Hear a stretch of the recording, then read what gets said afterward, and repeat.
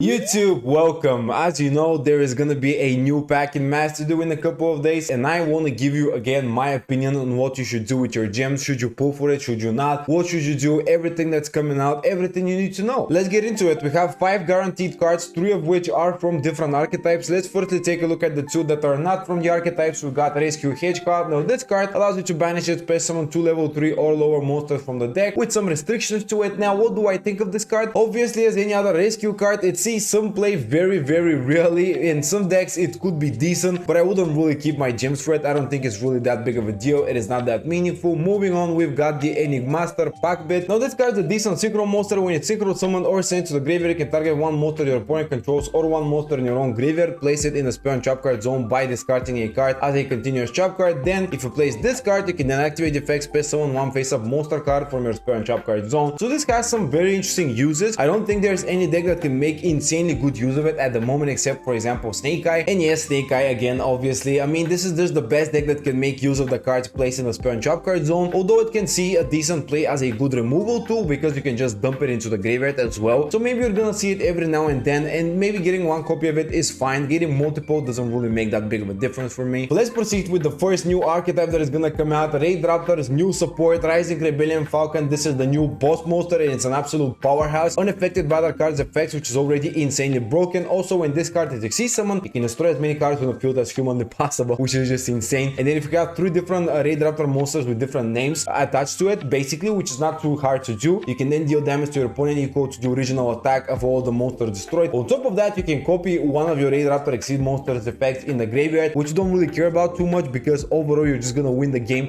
with the first 2 effects. This card, when it's summoned, you automatically win the game the majority of times, but it is a rank 13 monster, which makes it a little more difficult to summon. And let's take a look at what Konami gave us to actually improve our chances. First card, and in my opinion the best card that is coming out, or one of the best, is Brave Strix, because this card, when it's Exceed Summon, you can attach it. Well, actually no, you don't need to be Exceed Summon. You can attach one material from this card, set one Raid Raptor spell trap card from your deck, which is really good. There is a new continuous spell that I'm gonna talk about in a little bit. Also, if you have a Wind Beast monster as material, which you're gonna have almost all of the time, you can then add one rank up magic spell as well on top of that. So that's 2 spell cards added with only one monster, which is really good. Speaking of the spell cards, let's go over the Roost, which is a new continuous spell card. If a Raid Raptor monster is spell summoned from the extra deck to your field, you can add one Raid Raptor spell or trap from your deck to your hand, which is really good. It allows you to just continue adding more resources to the hand. Also, you can target 3 of your Raid Raptor monster that are banished or in the graveyard, place them on the bottom of your deck in any order, then draw 1 card, which gives you even more fuel to work with. So you're just gonna go through your normal plays, then you're gonna get boom +1. That's good. You're gonna get something useful maybe. Well, that's gonna be an additional extender, I guess. That is why I really like the Brave Strix, because it gives you so much value with this card alone. Also, we've got the Raid Raptor Bloom Vulture. Now this card is a powerhouse of an extender. First of all, if you control only Winged Beast or don't control any monster, you can special summon 2 Raid Raptor monsters from your hand. Also, when it's in the graveyard and you control no monsters, you can special summon both it and another Raid Raptor monster, again 2 bodies. So with this card alone, you have 2 monsters to Exceed Summon or Link Summon with, which is insanely good. That is what I'm talking about. This is a card that can definitely make a big difference. Also, it does lock you into dark monsters, but this is normal for every Raid Raptor deck. Let's talk about the other Raid Raptor monster, the Noir Lanius. When this card is normal special summon, you can target one other Raid Raptor monster you control, add an additional one with a different level from your deck to your hand. Also, you can banish this card and increase or decrease the level of your Raid Raptors by 1, which is really nice because it allows you to go for level 5, summon Brave Strix,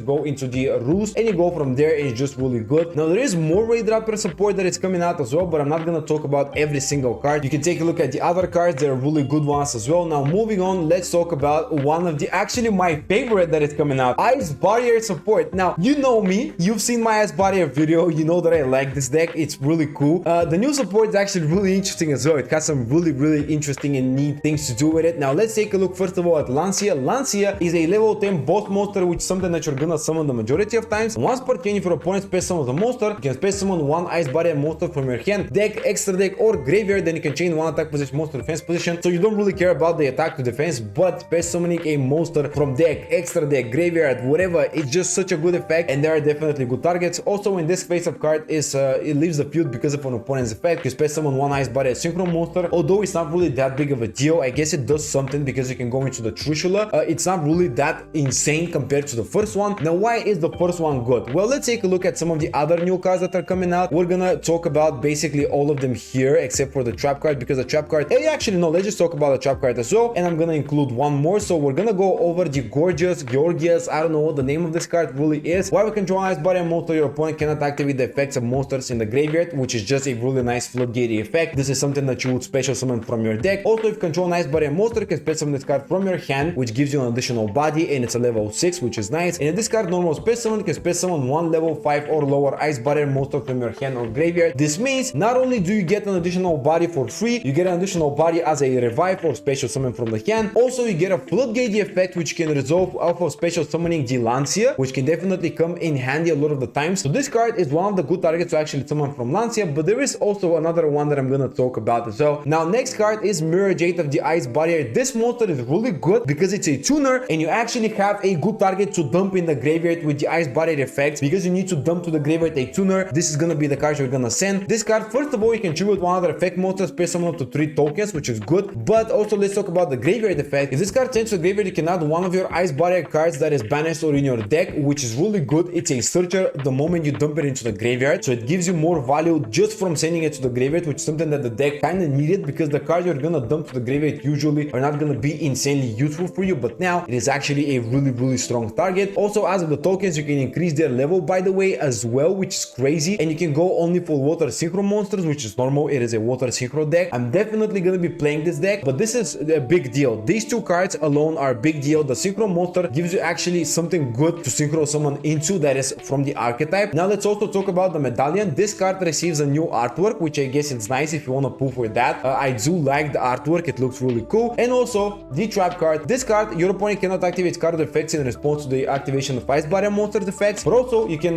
target, if a monster is special summoned from the extra deck, you can return to the hand or shuffle into the deck one Ice Barrier monster, place one card on the field to the top of the deck or the bottom of the deck, pardon me, or either graveyard as well, which is a bonus. And this is a non-targeting removal, which is nice. It's just a really good removal, or you get to remove a card from the graveyard as well if your opponent is gonna target something there. Now also, one interesting card that I want to talk about as an additional target to summon off of Lancia is gonna be the General Raicho, and this card remove half of your opponent's hand, because when the effect is activated and it resolves, you can discard one card from your opponent's hand, and their choice it is, but it doesn't really matter, because if they resolve multiple effects, they're gonna lose multiple cards. So I guess they could play around it by just setting the cards that they don't need or they're gonna use later on, but still it is a really nice tool to disrupt your opponent's place, and it's a floodgate type of effect, which sometimes it could come up. Now I do think that the Gorgus or Gorgus, I don't know the name of it again, is really better because it allows you to negate monster effects in the graveyard, but I think that this can also see some play, some neat situations. And keep in mind, I'm most definitely gonna be making a video about Ice Barrier, so stay tuned. When the new pack comes out, I'm definitely gonna cover it. Also, let's talk about the final archetype. We talked about Raid Raptor, we talked about the Ice Barrier, but there is one more that remains, and that is the biggest